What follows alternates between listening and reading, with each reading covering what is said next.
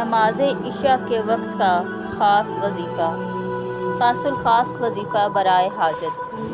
بعد از نماز عشاء وقت اور جگہ کی پابندی کے ساتھ اول 2 رکعت نماز حاجت اس طرح پڑھیں کہ پہلی رکعت میں سورۃ فاتحہ کے بعد سورۃ الکافرون اور دوسری رکعت میں سورۃ الفاتحہ کے بعد 1 مرتبہ سورۃ الاخلاص پڑھیں۔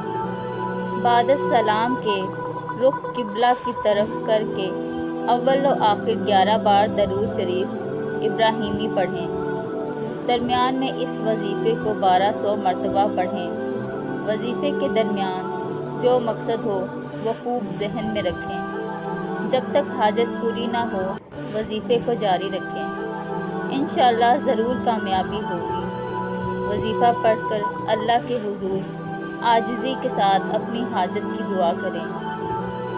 یا بدیع العجائب بالخیر، یا بدیع